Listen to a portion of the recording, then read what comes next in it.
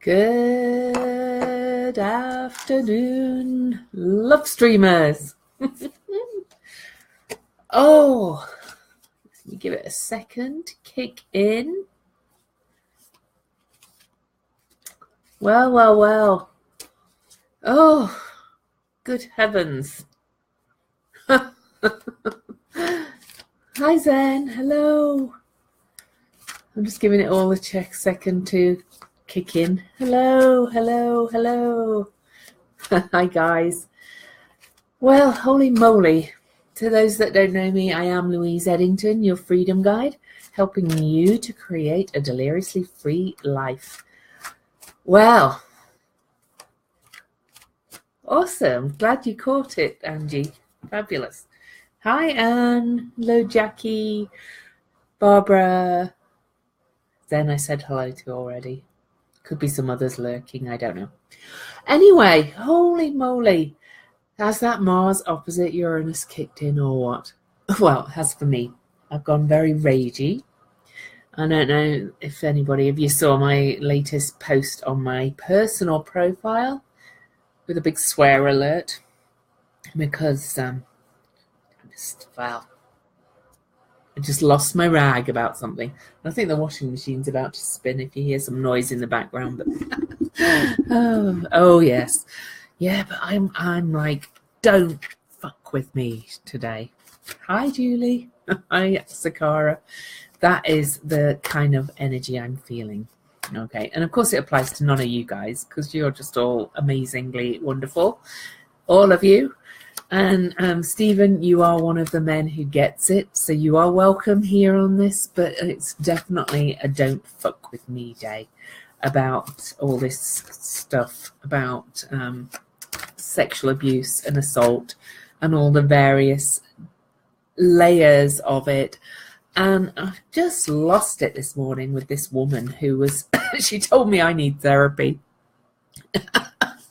because I said she was wrong, because she was saying the woman who one of the ones had actually unbuttoned her shirt herself. This was after the guy had locked the door on her, and just before he walked up to her, pulled down her pants and bent her over, basically. So I was like, oh, you're telling me that it was she gave consent? Fuck you, basically. Anyway.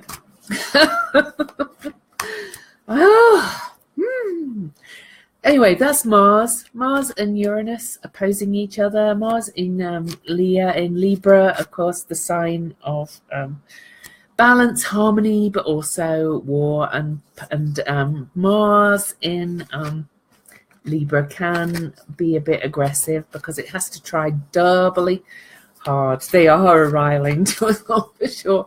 And then Uranus is sudden, sharp, awarenesses and changes and sudden, like, explosion. It's fire and air. Libra's air, and Uranus is in Aries, which is fire. So it's kind of a bit explosive. Mars opposite Uranus in fire and air really reminds me of a wildfire. So I hope none of you were in that California wildfire, because I don't want to trigger anybody with that, but that's that kind of energy. Okay. And then we have Venus in the last degree of Scorpio as well, going, just really saying, digging deep in Scorpio and kind of getting a bit obsessive and digging it in and going, no, I'm not going to take this shit anymore. Sorry, I'm swearing a lot today on my live stream, but there you go. That's just the way it is. This time tomorrow is going to feel very different. All right, by the time I wake up tomorrow, a little bit later, about just before 5 a.m., I think I said, for us here. So a bit later in the UK, but by midday, for everybody on here. If you're in Australia, it's a bit further ahead. Saturn will have passed 27 degrees and 48 minutes, which was the exact point that he turned retrograde back on April the 4th. something's going to come back up from around that time, I think, once Saturn hits new ground. On April the 6th, I was looking back at the history, and I need to look a little bit more. I need to look a couple of days before, but I do know that on April the 6th, that's when the Chinese head of government was visiting Trump in Florida. So I just wonder if something is going to come up around that again. I'm not giving any opinions as to what it might be, but it could be, you know. But look back for yourself to the beginning of April. What was going on around then? Because something could be revisited from around that time. Now Saturn has completed his retrograde and come all the way back forward, and is going into a point of the chart, or a point in the sky in the universe, that he has not been in for 29 years. So think back 29 years ago as well. Yeah. Yeah. I know, I think it might be better if I lay low for the rest of the day, because somebody might get stabbed, feeling stabby again. You know. Oh, you're stabby too. I know. Well, Mars Uranus is very stabby, I have to say. So watch out, world. And by the way, you know, I've been planning a retreat, and I'm doing the retreat the first weekend in April in Arizona. And, you know, details are to come. And of course, there's no obligation. I'd love to have you there. It's going to be a small retreat anyway. There's not going to be a lot of spaces. But I've been thinking of a name for it, you know, and I was like, oh, they're all boring names. And it's going to be something like, you're in Arizona. Cool. Well, the retreat's going to be in Dove Mountain, Arizona, near in Marana, near Tucson. That's where we have a little house there. So I'm going to hold it in the house that we own. So, well, there'll be details soon. I'm just finishing writing the sales page. Boring as that is, but I do have to put the details together. But, oh, you're in Flagstaff. Yeah, it's about 7 hours. Yeah, because of course I'm in Salt Lake, so you're about halfway between. So, yeah, I like Flagstaff too. It's too damn cold in winter, but you know, there you go. Anyway, what was I about to say? So I was talking about, I cannot remember. Lost my track. Oh, the retreat. Where does that get me to? Oh, the name of the retreat.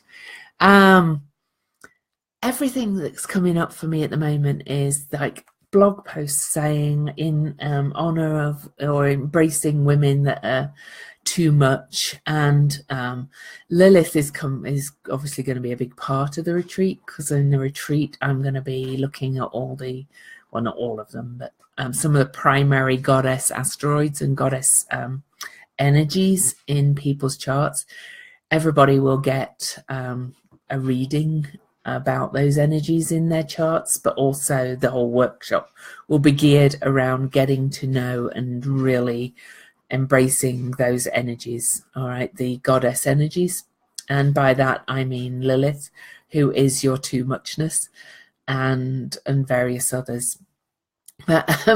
So the name, in fact, you can brainstorm it with me, guys.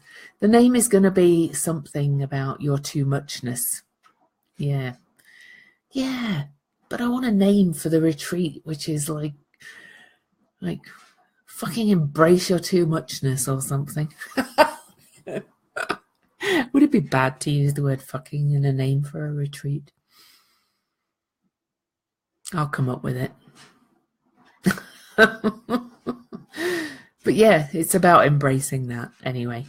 But anyway, that was more about the name. Yes, I love Lilith too. Yes. No, it's not too much. No. Okay, well, I'll just say fucking in the title then. Yay!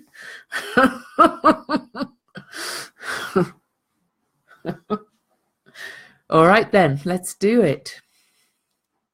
Yeah, me too. Yeah. So what else is coming up? Oh gosh. So we have that tomorrow. We have those two aspects that I talked about this morning happening. December the 1st. There's something else happening. Oh gosh, yes. I know something else happening. In a few hours too, as Saturn embraces the new ground.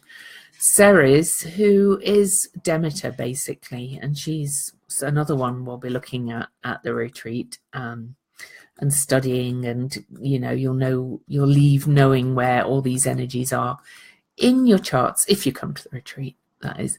And she is tomorrow late on. Is it tomorrow? Yeah, very late on, just after Saturn, really just after Saturn embraces that. She is going to exactly conjoin with the Leo North Node, and she is oh, do you know, I think I like that. Zen, I love you. Thank you. So yeah, so when Ceres hits the North Node, the North Node, if you remember, was in Leo on the eclipse on August the 21st. And in Leo, the North Node is telling us to follow our heart, or to follow our heart's desire. And I don't know about you, but I've been doing it more and more since the eclipse period in August. I completely kind of dropped coaching world, owned that I am a kick-ass fucking astrologer and shamanic practitioner.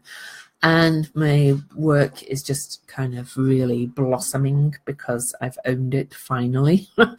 It's that kind of energy. And now Ceres is, she's really about the natural law and natural cycles.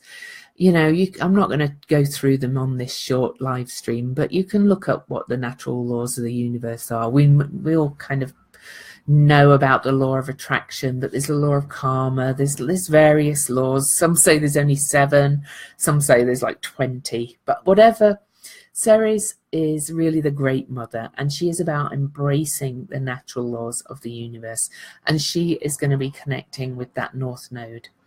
So what the message is centrally to that really is that you can't really go wrong if you follow your heart's desire, and that desire is in alignment with the natural laws of the universe, because that's the way the universe works.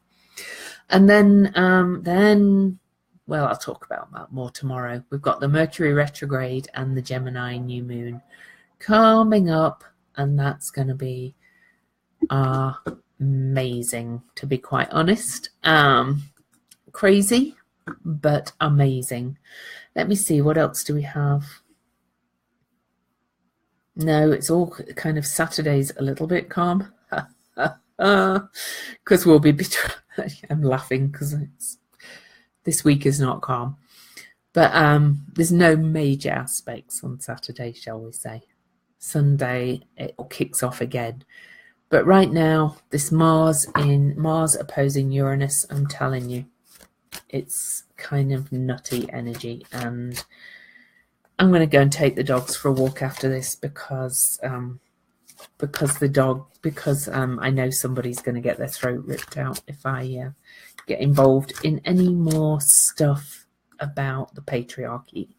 I haven't done a card yet, Yasmin, but somebody's going to get their throat ripped out if I go into any more posts about this sexual abuse and stuff. So okay, so one of my favorite cards. And why is it a favorite card for me? Because in some work I've done, this is my she is actually kind of my money card. She's my internal identifier. She is what I have to embody for money. And the Queen of Wands, I absolutely love her. She's about knowing thyself. She's about really Mastering self-knowledge, the self-mastery, the process of self-reclamation.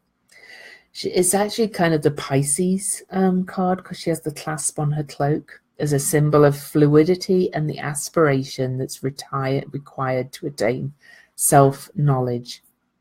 Now, I'll tell you the story. I love the story that goes with this card, so I'm going to read it. I read it every time. It's a story of a woman who, before she knew who she was, had black hair and walked with a panther by her side.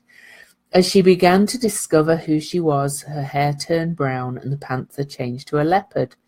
When she fully realized who she was and began to manifest who she was in the world, with her pine cone wand, her hair turned fiery red. At this stage of self-knowledge, she pinched the growth marks of the leopard to prevent it from transforming into a beautiful lion. To remind her, to match her self-knowledge, because she wanted a reminder of the dark places from whence she came. This myth represents the process of self-discovery and the splendor of awakening to the deepest essence of who we are. And that's the radiant crown above. Okay. And to me, the dark spots remind me that our shadow self is always with us, but we have to embrace it and not try to erase it completely, because it's a real big part of us as well. So I add that with myself. Okay. So that's your card for this crazy, tremendous energy, which is kind of a bit exhausting, but it's good. But, you know, if you're feeling the Mars opposing Uranus, just, well, drive carefully. My youngest got a speeding ticket because people drive too fast with these things. She was only 8 over, but still, it's her first speeding ticket. And, you know, but it's that kind of energy. So, you know, put your bloody cruise control on, slow down and go, you know, I want to get there safely. And watch knives too, because Mars is very sharp and Uranus is very fast. Okay. So I love you all. Have a great rest of your day. Mwah.